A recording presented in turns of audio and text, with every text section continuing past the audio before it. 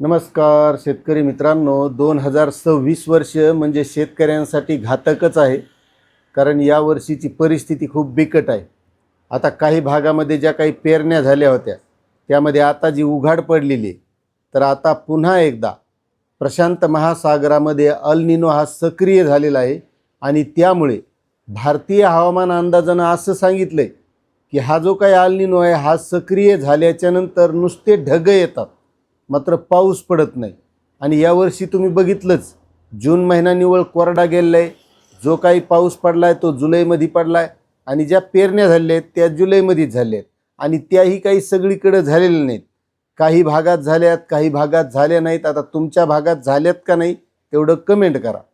कारण यावर्षी हा सुपर अल निनो सक्रिय झाल्यामुळं पावसाचा अंदाज हा गेल्या 4 महिन्यापूर्वीच वर्तवला होता की कुठे पाऊस पडेल आणि कुठे नाही, कुठे अतिवृष्टी होऊ शकते आणि तसंच व्हायले.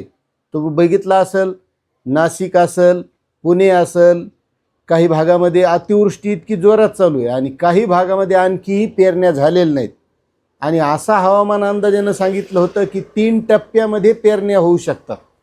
त्यामुळे यावर्षी जे काही शेतकऱ्यांचं नुकसान होणार आहे, तर या नुकसानीसाठी जी पीक विमा योजना राबवली जाते, या पीक विमा योजनेमध्ये जे काही महत्त्वाचे ट्रिगर होते ते ट्रिगर असणं खूप महत्त्वाचं होतं, गरजेचं होतं. मात्र या सुधारित पीक विमा योजनेमध्ये वाटलं होतं की राज्य सरकार हे ट्रिगर यामध्ये समावेशित करील आणि शेतकऱ्यांना जे काही असं उघाड पडल्याच्या नंतर शेतकऱ्यांचं नुकसान होत असतं, या शेतकऱ्यांना नुकसान भरपाई मिळेल. कारण यावर्षी ही सुधारित पीक विमा योजना फक्त उंबरठा उत्पादनावरच आधारित आहे आणि जर उंबरठा उत्पादनामध्ये घट आली तरच शेतकऱ्यांना पीक विमा मिळणार आहे. आणि आता सध्या जी उघाड पडलेली आहे, तर भारतीय हवामान अंदाजाच्या नुसार 10 जुलै ते 19 जुलै दरम्यान महाराष्ट्रामध्ये फक्त मुंबई भागामध्येच पाऊस पडू शकतो, असा एक अंदाज वर्तवण्यात आला आहे.